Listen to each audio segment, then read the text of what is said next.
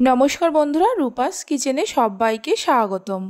বাটা মাছ ও ঝিঙে দিয়ে দারুণ স্বাদের একটা রেসিপি আজকে আমি আপনাদের সঙ্গে শেয়ার করব। গরম ভাতের সঙ্গে এই একটা রেসিপি থাকলে আর কিছুই লাগবে না। আশা করি রেসিপিটি আপনাদের ভালো লাগবে। তাহলে চলুন দেখে নেওয়া যাক। শুরু থেকে শেষ পর্যন্ত দেখার জন্য আপনাদের কাছে অনুরোধ রইল। এখানে আমি 8টা বাটা মাছকে ভালো করে কেটে ধুয়ে পরিষ্কার করে নিয়েছি। এবার মাছের মধ্যে নুন আর হলুদ দিয়ে মাখিয়ে নেব। নুন হলুদ মাখিয়ে নিয়ে মাছগুলোকে মিনিট 5 সময়ের জন্য রেখে দেব। নুন হলুদ মাখিয়ে নেওয়া হয়ে গেছে, এক সাইডে রেখে দেব। এখানে আমি 500 ঝিঙেকে খোসা ছাড়িয়ে বড় বড় করে কেটে নিয়েছি। এবার একটা মশলা তৈরি করে নেব। তার জন্য মিক্সির জারের মধ্যে দিয়ে দেব 1 টেবিল চামচ পোস্ত, 1 টেবিল চামচ সর্ষে, 5টা কাঁচা লঙ্কা, অল্প একটু নুন দিয়ে দেব, অল্প জল দিয়ে ভালো করে পেস্ট করে নেব। কাঁচা লঙ্কাটা চাইলে আপনারা অবশ্যই বাড়িয়ে কমিয়ে নিতে পারেন। মশলাটা পেস্ট করে নেওয়া হয়ে গেছে। গ্যাসের ওপর একটা কড়া বসিয়ে কড়াতে দিয়ে দেব কিছুটা সরিষার তেল। আপনারা চাইলে সাদা তেলেও করতে পারেন। গ্যাসের ফ্লেমটা হাইতে করে তেলটা ভালো করে গরম করে নেব। তেল গরম হলে তেলের মধ্যে অল্প অল্প করে মাছগুলো দিয়ে ভেজে নেব। আমি এখানে 7 টেবিল চামচ সরিষার তেল নিয়েছি। তেলের পরিমাণটা আপনারা চাইলে অবশ্যই বাড়িয়ে কমিয়ে নিতে পারেন। মিডিয়াম ফ্লেমে মাছগুলোকে ভেজে নেব। এক সাইড ভাজা হয়ে গেলে অপর সাইড এইভাবে উল্টে দেব। তবে মাছগুলোকে খুব বেশি লাল করে ভাজবেন না।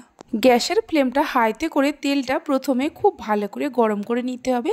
তারপর মিডিয়াম ফ্লেমে মাছগুলোকে ভাজতে হবে। মাছগুলো দু সাইড ভেজে নেওয়া হয়ে গেছে। এবার মাছগুলোকে তুলে রেখে দেব। বাকি যে মাছগুলো আছে ওই একই রকমভাবে ভেজে নেব। সবগুলো মাছকে ভেজে নেওয়া হয়ে গেছে। কড়াতে দেখুন বেশ অনেকটা পরিমাণেই তেল আছে।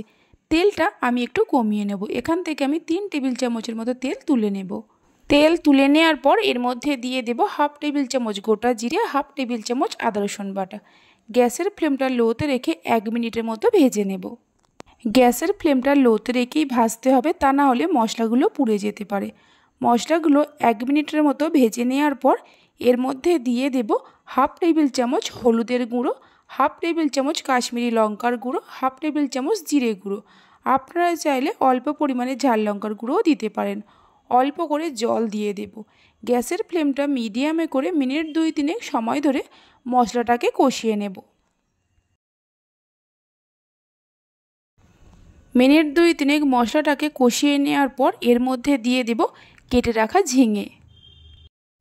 ঝিঙে দিয়ে ঝিঙেটাকেও মশলার সঙ্গে মিনিট 3-4 সময় ধরে কষিয়ে নিতে হবে।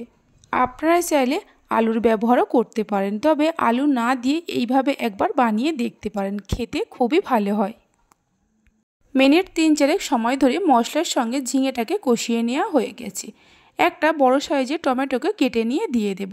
টমেটোটাও ঝিঙের সঙ্গে মিশিয়ে নেব। টমেটোটা ঝিঙের সঙ্গে মিশিয়ে নেওয়ার পর গ্যাসের ফ্লেমটা লোতে করে দিয়ে মিনিট 5 সময়ের জন্য ঢাকা দেব।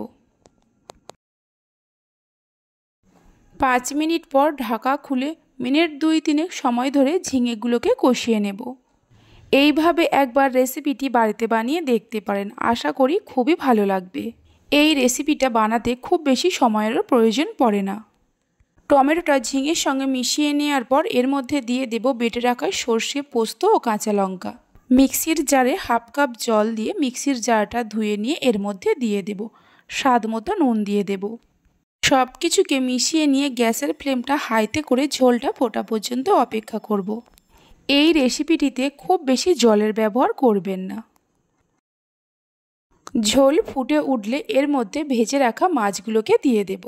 আমার রেসিপি যদি আপনাদের ভালো লেগে থাকে অবশ্যই একটা লাইক করবেন আর আমাকে কমেন্ট করে জানাবেন। ভালো লাগলে চ্যানেলটি সাবস্ক্রাইব করে পাশে থাকা বেল আইকনটি প্রেস করবেন।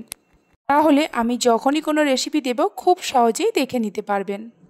মাছগুলোকে ঝোলের মধ্যে দেওয়ার পর গ্যাসের ফ্লেমটা লোতে করে 8 থেকে 10 মিনিটের জন্য ঢাকা দেব।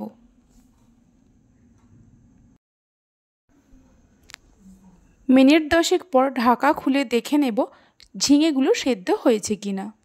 হালকা হাতে একটু নাড়াচাড়া করে নেব আর দেখুন ঝিঙেগুলো খুব সুন্দর সেদ্ধ হয়ে গেছে। সব শেষে কিছুটা পরিমাণ ধনেপাতা কুচি দিয়ে দেব। রেসিপিটা তৈরি হয়ে গেছে। এবার গরম ভাতের সঙ্গে গরম গরম পরিবেশন করুন, খেতে অসাধারণ লাগে। ভিডিওটা আমি এখানেই শেষ করছি। আপনারা সবাই ভালো থাকবেন, সুস্থ থাকবেন। ধন্যবাদ।